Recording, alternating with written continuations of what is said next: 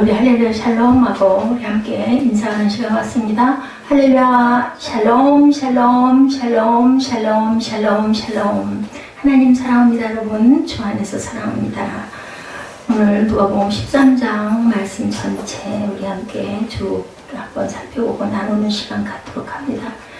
중점은 13장 1절에서 5절, 28절에서 30절 말씀이죠. 28절에 보니까 여기서 슬피 울며 이를 갈리라. 13장 5절에 보니까 너희에게 이르노니 너희도 만일 회개하지 아니하면 다윗과 같이 망하리라. 망한 결과가 슬피 울며 이를 가는 그런 내용이죠. 오늘 5개의 단락으로 나뉘어 있습니다. 첫 번째는 회개하지 아니하면 망하리라. 오늘 제목, 기본 제목입니다. You too will all perish 이렇게 얘기합니다.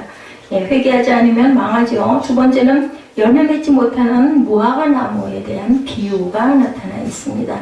또한 안식일에 꼬부라진 여자를 고쳤다. 10절에서부터 쭉 나서 21절까지 말씀하죠. 좁은 문으로 들어가라고 22절부터 30절까지. 그래서 오늘 좁은 문에 대한 그 중심을 뒀다가 조금 바뀌었습니다. 설교가.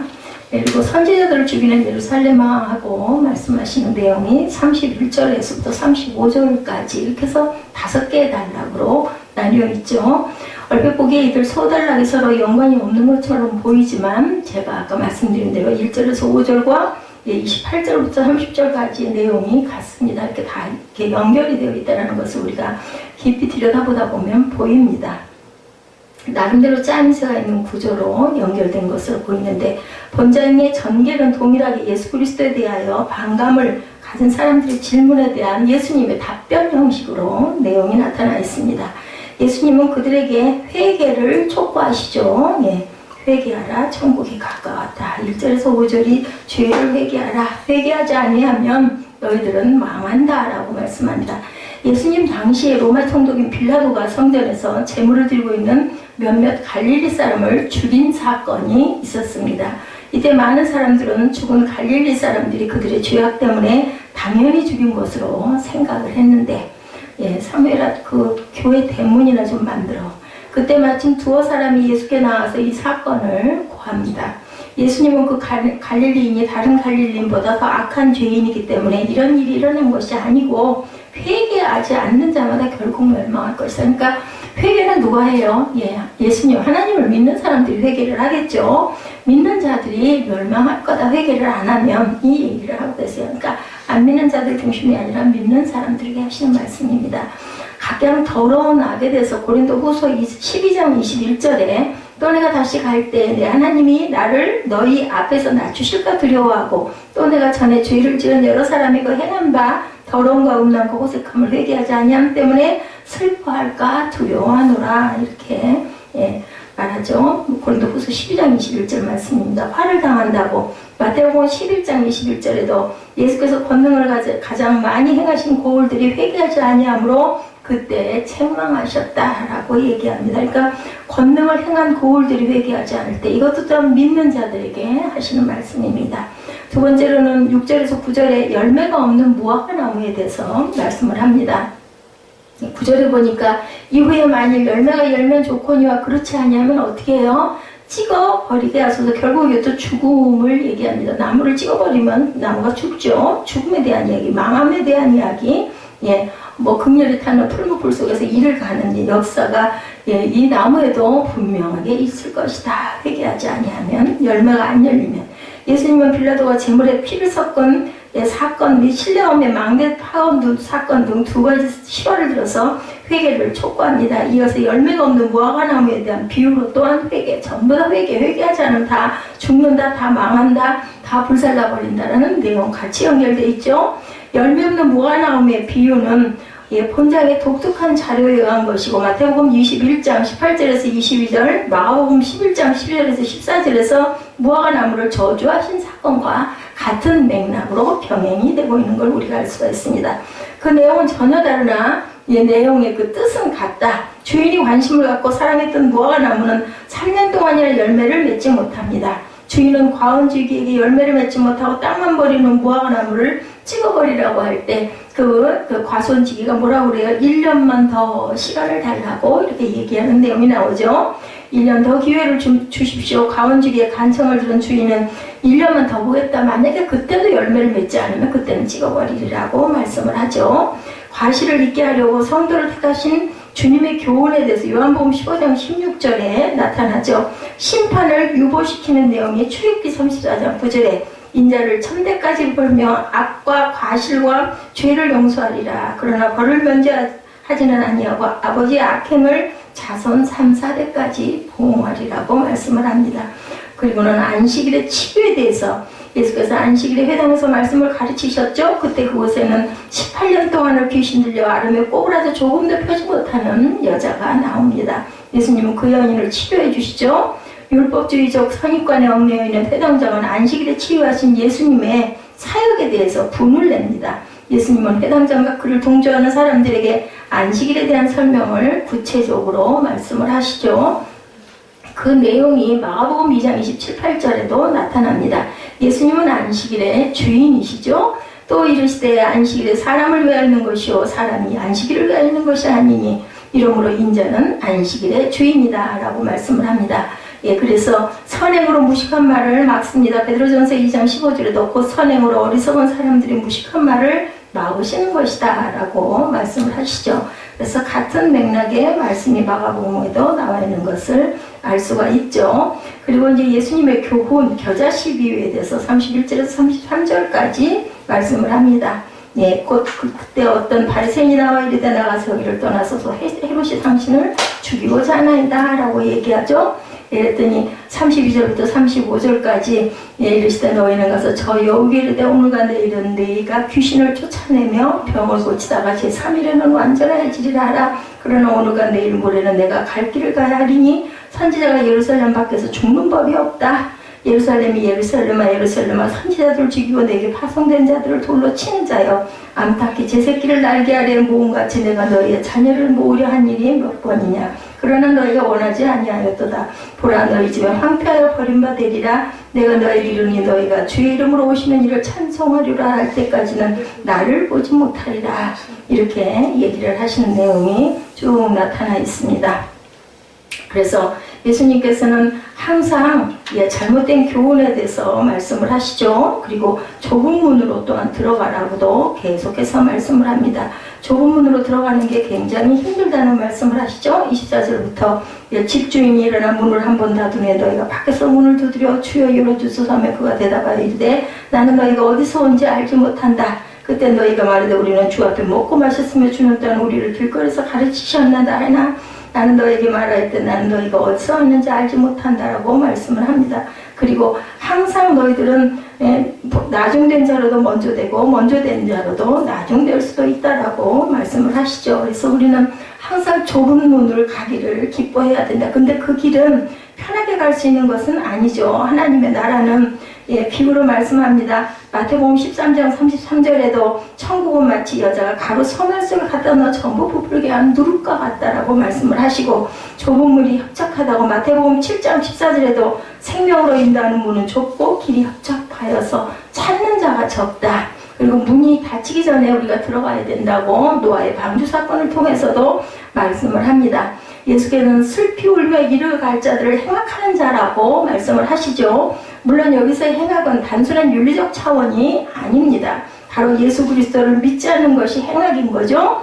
예수께서는 잔치의 비유를 통해서 먼저 된 자가 나중되고 나중난 자가 먼저 된다라고도 말씀을 합니다. 이는 자신들이 아브라함의 자손이며 하나님의 백성이라는 특권을 가졌다고 자랑하는 유대인들에 대한 예수님의 경고입니다. 그들은 언약 백성으로 일찍이 하나님의 구원의 약속을 받은 자였지만 교만하여서 오히려 하나님의 원수가 되었다. 교만해서 예수님을 십자가에 못 박는 결과가 일어나죠. 그래서 불의한 자는 하나님 나라를 유업으로 얻지 못한다고 고린도전서 6장 9절에도 불의한 자가 하나님의 나라를 유업으로 받지 못할 줄 알지 못하느냐. 미혹을 받지 말라. 음행하는 자나 우상 숭배하는 자나 간음하는 자나 탐색하는 자나 남색하는 자나. 이게 남색이 뭔지 아시죠?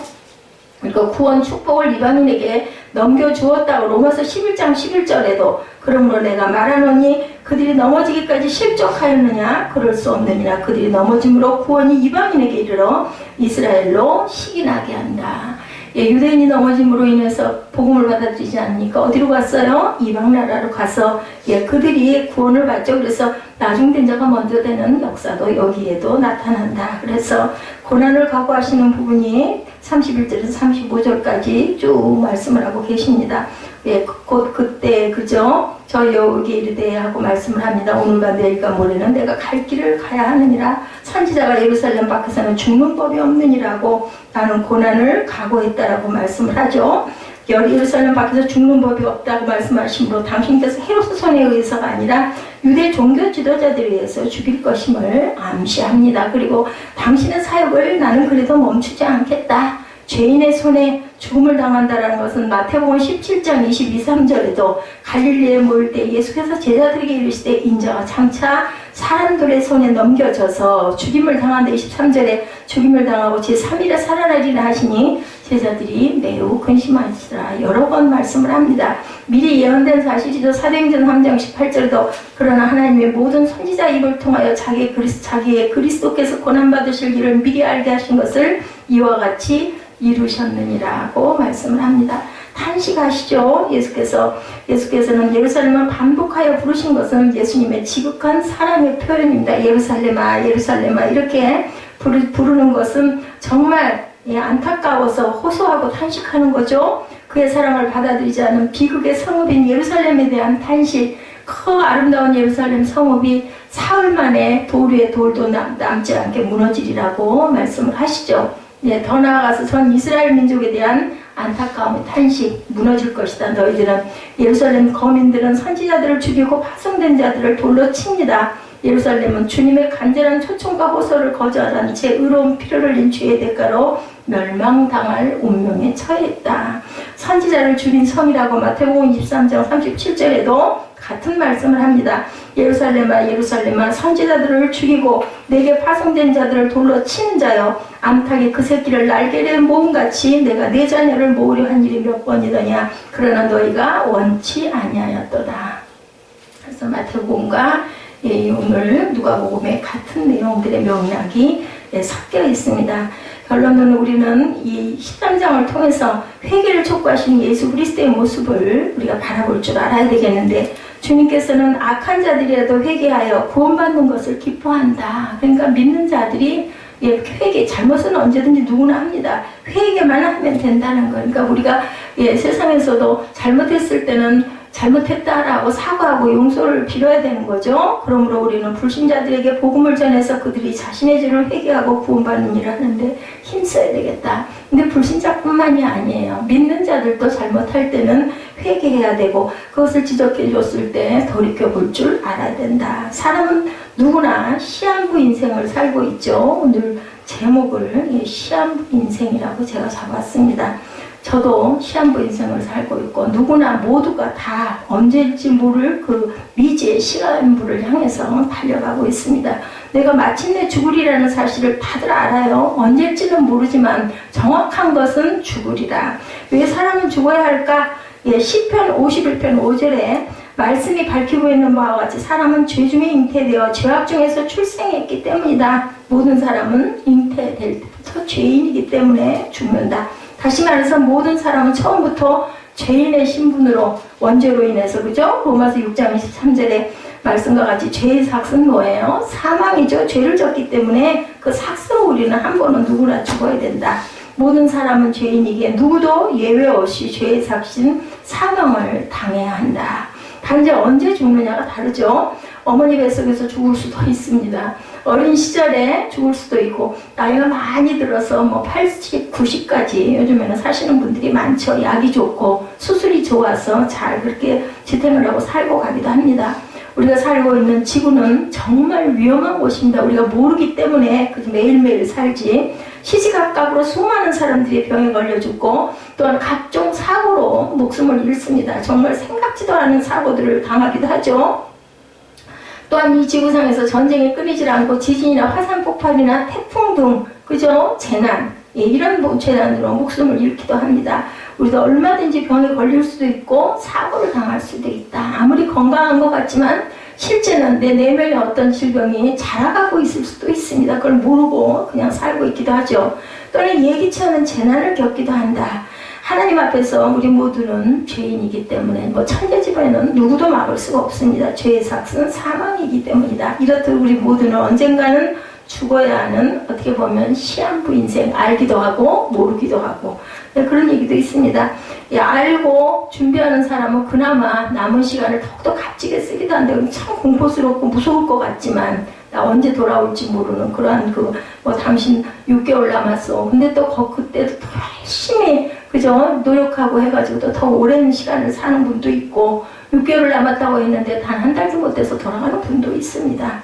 오늘 본문에서 예수님은 언제 끝날지 모르는 우리의 시한부 인생에서 우리가 해야 할 가장 중요하고 급선무가 되는 일이 뭐라고요? 회개하라고 말씀을 하죠. 첫째, 빌라도가 갈릴리 사람들을 살해한 사건이 나타납니다. 누가복음 13장 1절에 보면 두어 사람이 와서 빌라도가 어떤 갈릴리 사람들의 피를 그들의 제물에 섞은 일로 예수께 아뢰니 이렇게 시작이 되죠. 대답하시되 예수께서 너희는 이 갈릴리 사람들이 이같이 해받음으로 다른 모든 갈릴리 사람보다 죄가 더 있는 줄 아느냐? 아니라고 말씀을 하는 거죠. 이거는 반문하는 것은 그렇지 않기 때문에 그렇게 말씀을 합니다. 예수님이 가시는 곳마다 사람들이 이렇게 많이 몰려든 것을 우리가 알 수 있죠. 이때도 예수님의 주변에는 많은 사람이 모여 있었죠. 예수님은 여러 가지로 제자들을 가르치시고 또한 주변에 있는 사람들에게 구원의 복음을 전하기도 하시고 또 그런 도중에 누군가가 아픈 사람이 있으면 또 아픈 사람을 고쳐주시기도 합니다. 오늘 본문 바로 앞에 누가복음 12장 58절에 뭐라고 말씀하고 계세요? 58절에 보면 내가 너를 고발하는 자와 함께 법관에게 갈 때에 길에서 화해하기를 힘쓰라. 그가 너를 재판장에 이끌고 가. 그 재판장이 너를 옥졸에게 넘겨줘. 옥졸이 오게 받을까 염려하라. 내게 이르노니 한 푼이라도 남김이 없이 갚지 아니하고서는 결코 거기서 나오지 못하리라 하시니라. 이렇게 말씀을 하죠.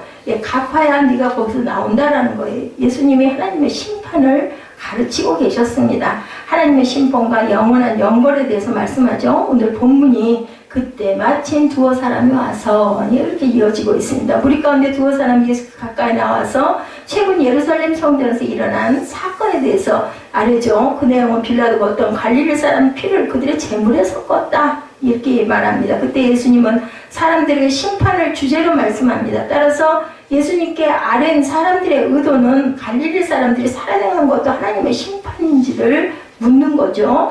예수님 당시는 이스라엘 로마의 식민지였죠. 그때 유대 지방을 다스리던 로마의 총독이 바로 빌라도였습니다. 빌라도는 굉장히 극악무도하죠. 그리고 유대인들은 그의 그 학점을 견디다 못해서 여러 차례 로마에 대해서 반란을 일으키기도 하던 그러한 시대였다. 결국 그러다 주 10년 이스라엘은 로마에 의해서 멸망당합니다. 예수님이 말씀하신 대로 그때 예루살렘 성전은 돌 위에 돌 하나도 남지 않도록 다 무너뜨려졌죠. 오늘 본문에는 빌라도의 잔혹함을 보여주는 하나의 실례가 기록됩니다. 해마다 6월절이 되면 갈릴리에 사는 유대인들은 예루살렘으로 다들 행사처럼 올라오죠. 그리고는 성전에 가서 6월절 양을 잡아서 하나님께 제사를 드립니다.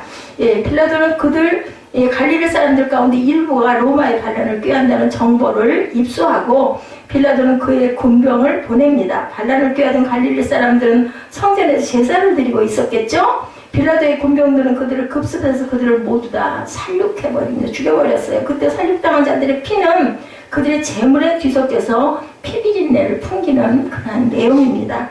갈릴리 사람들은 이방인들이 아니었죠. 그들도 역시 유대인들이었습니다. 게다가 그들은 성전에서 하나님께 제사까지 드리고 있었는데 어찌 그렇게도 끔찍한 일이 그들에게 일어날 수가 있을까? 이것이 그 당시 사람들에게는 의문이었어요. 예를 들면 새벽 기도하고 돌아오는 어떤 분이 그죠? 그 자동차에 치여서 돌아갔다. 노인이 특히 아니면 눈밭에 불러서 돌아갔다. 이런 얘기들을 우리가 가끔 들을 때와 비슷한 얘기입니다. 누가복음 13장 2절에 보니까 대답하여 너희는 이 갈릴리 사람들이 이같이 해받음으로 다른 모든 갈릴리 사람보다 죄가 더 있는 줄 아느냐라고 반문하시는 내용에 예수님의 대답에서 우리는 그 당시 사람들이 일반적으로 알고 있던 바를 유추하는 거죠.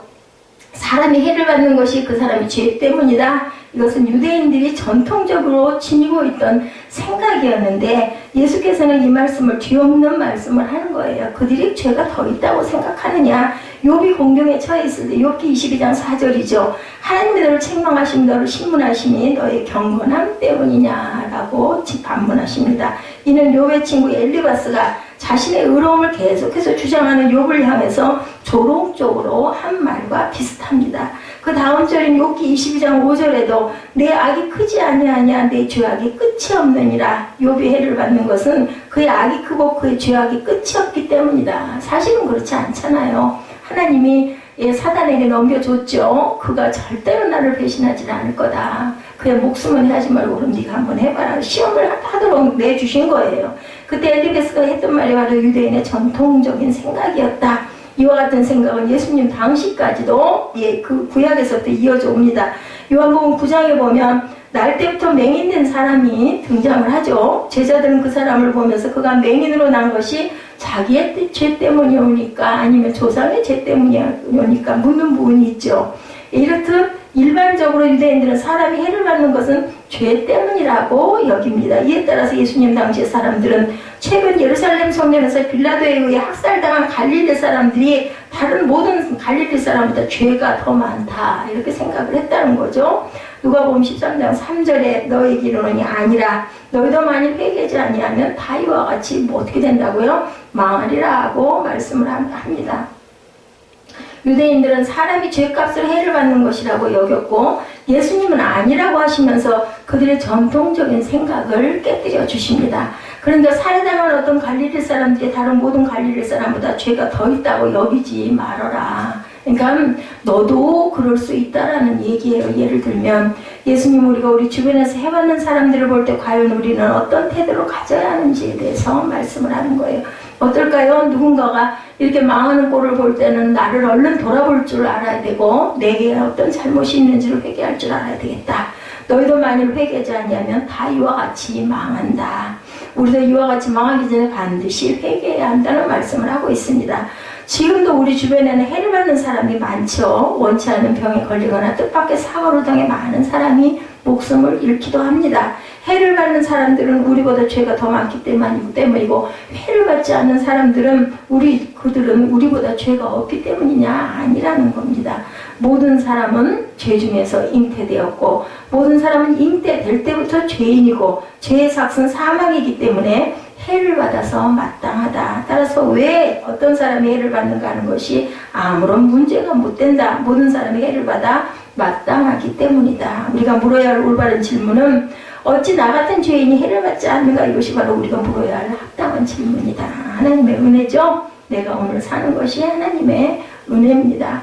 오늘 본문에서 예수님의 이 사실을 우리에게 깨우쳐 주시면서 더 나아가 이 질문에 대한 대답이 우리 모두는 해를 받아 마땅한 죄인인데 그런데도 우리가 해를 받는 다른 사람부터 해를 받지 않고 있는 것은 하나님이 우리를 불쌍히 여기셔서 긍휼히 여기셔서라는 것을 우리가 알아야 되겠다. 그리고 아직 기회가 남아있다. 회개할 기회가 있으니 너희들 회개하고 온전하게 나를 닮으라 라는 시간을 주신 겁니다.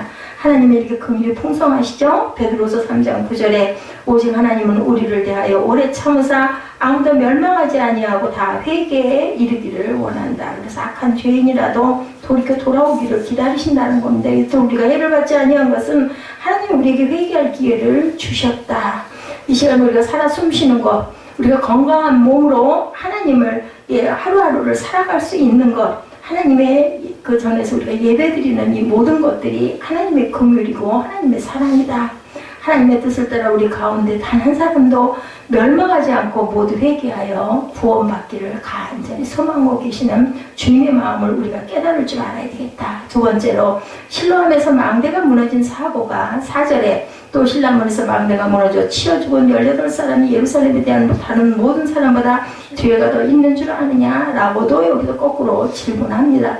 예수님 당시 유대인들은 사람이 해를 받으면 모두 다 죄 때문이라고 생각을 했다는 거죠. 그들은 그 사실을 확인이라도 하려는 듯이 빌라도가 성전에서 어떤 갈릴리 사람들을 살해한 사건에 대해서 예수님께 고하죠. 예수님 그들의 생각이 틀렸음을 여기서도 지적을 합니다. 그리고 마땅히 가져야 할 태도가 모든 사람들은 어떤 태도를 가져야 될 것인가. 그런 후에 예수님은 추가적으로 하나의 예를 드시죠. 바로 실로암 망대가 무너진 사고에 대해서 말씀합니다.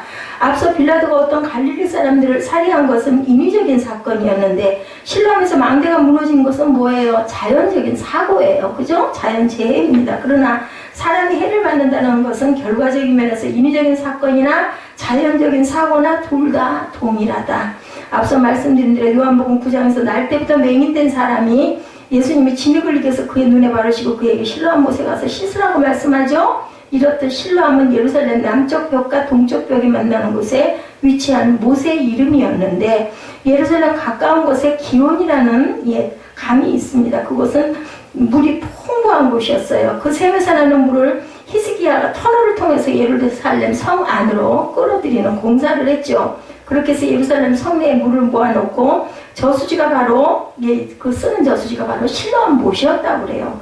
기온이라는 그 강에서 실로암에 저장된 물은 인공적으로 만든 여러 갈래의 수레를 통해서 예루살렘 성내 곳곳으로 공급되고 있었고 이와 같이 실로암은 예루살렘 사람들의 식수원으로 대단히 중요한 곳이었는데 그래서 망대를 세워서 늘 그곳을 지켰다. 옛날에는 우리나라도 물도 사서 먹었죠. 예전에 그랬습니다. 그래서 물장수들이 있었습니다. 물을 퍼서 날라다 주고 돈을 내고 먹기도 했어요. 그런데 그만 실로암에 있는 망대가 무너져 버린 거예요. 그 지키는 망대가. 그때 일어난 우발적인 사고로 18사람이 치여서 죽죠.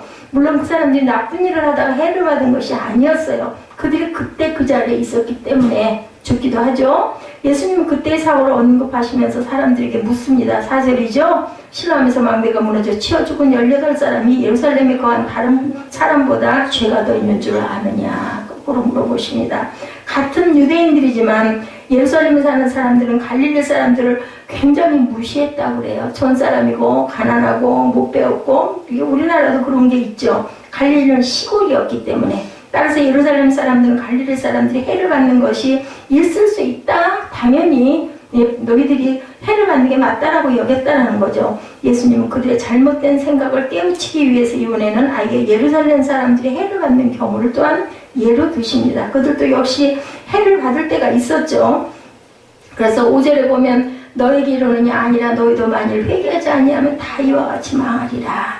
예루살렘에 있는 실로암 못에서 망대가 무너지고 그 사고로 사람들이 죽었지만 아니다. 그것이 그들의 죄 때문이 아니라는 거죠. 망대가 무너지는 사고로 죽은 18사람은 죄가 있는 나쁜 사람들이고 사고 없이 사는 너희는 멀쩡한 것은 죄가 없기 때문은 당연히 아니라는 거죠. 예수님의 의도는 너희도 만일 회개하지 아니하면 이와 같이 다 망하리라 이렇게 말씀을 하셨다.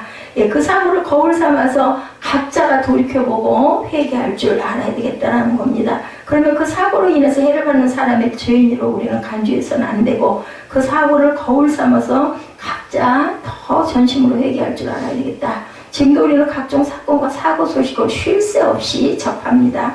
해를 받는 사람은 죄인이고 해를 받지 않는 사람은 의롭게 여겨서는 안 된다라는 교훈을 말씀하고 있습니다. 왜 하나님은 우리에게 긍휼을 베푸시는가? 오직 주께서는 너희를 대하여 오래 참으사 아무도 멸망하지 아니하고 다 회개하게 이르기를 원하시기 때문에 아까 우리가 베드로서 3장 9절 같이 읽었던 것처럼 하나님은 우리에게 이렇게 회개할 기회를 주셨다라는 거죠.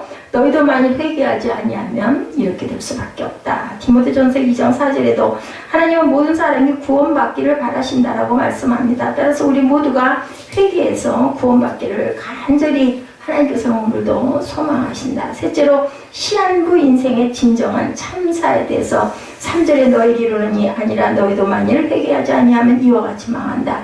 예수님은 5절에서 또 똑같은 말씀을 반복합니다. 우리 모두는 이렇게 언제 어떻게 될지 모르는 삶을 살아가고 있다.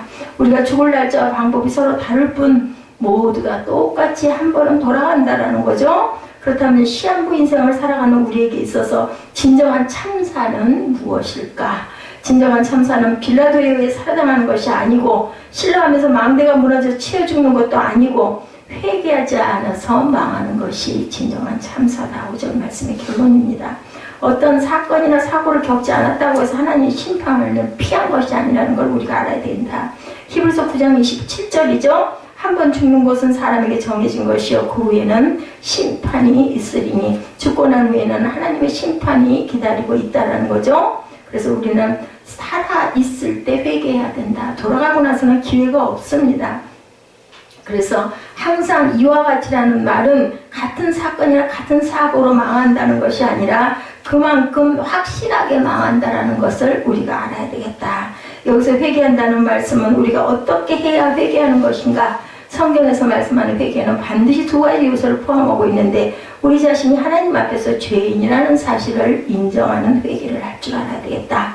그들은 자신들의 선택받은 백성이기 때문에 나는 아니야, 나는 떳떳해 이런 마음이 있었다는 거 누가 유대인들이. 그리고 회개하지 아니하면 망한다라는 것을 절대로 그것을 많은 선지자들이 얘기를 해도 나는 아닐 거야 라고 늘 그렇게 얘기를 했다는 거예요. 그리고 그러한 그 악한 사탄의 말, 그 어떤 그 이상한 그런 그 선지자들이 나와가지고 지금도 그런 사람들이 많죠. 그런 사람들의 말을 그 어떤 하나의 위로일 수도 있는데 아니 절대로 망할 일이 없어. 절대로 무너지지 않아. 너희는 살 거야. 이 말을 믿고 싶어하고 그 말을 따라가고 선지자들을 전부 다 핍박을 했습니다. 너희도 만일 회개하지 않으면 망하리라. 절대로 예외는 없다는 거죠. 이때 망한다는 말씀은 육체의 죽음이 아니에요. 그죠? 영혼의 죽음입니다. 뭐 육은 물론이고 우리가 망하지 아니하려면 회개해야 된다. 육이 살아있어도 망하면 그거는 영이 죽은 거죠. 그렇기 때문에 그나마 육이 살아있으면 뭐예요? 우리가 영이 살 수 있는 기회가 그나마 있어요. 귀로 듣고 가슴으로 느낄 수 있는 어떤 기회를 통해서. 요한복음 3장 16절이죠. 하나님의 세상을 이처럼 사랑하사 독생자를 주셨으니 이는 그를 믿는 자마다 멸망하지 않고 영생을 얻게 하려 하심이라. 예수가 그렇게 해서 오셨어요. 우리 모두가 하나님의 독생자께 예수님을 믿어서 영생하고 멸망하지 않는 저와 여러분들이 되셔야 되겠고 13장 28절에서 30절 말씀처럼 우리가 함께 합독합니다. 너희가 아브라함과 이삭과 야곱과 모든 선지자는 하나님 나라에 있고 오직 너희는 밖에 쫓겨난 것을 볼 때 거기서 슬피 울며 이를 갈기라. 사람들이 동서남북으로 와서 하나님의 나라 잔치에 참여하리니 보라 나중된 자로서 먼저 된 자도 있고 먼저 된 자로서 나중될 자도 있느니라 하시더라. 이방인들도 먼저 회개하고 먼저 된 자들이 분명히 있을 것이고 하나님이 선민으로 선택하신 모델로 선택하신 유대인들이라고 해서 회개하지 아니하면 절대로 구원받는 역사는 없고 너희는 그냥 망한다라는 말씀을 오늘 누가복음 13장 내용에는 5페이지를 나눠서 같이 연결시키심으로 이렇게 말씀을 하고 있다.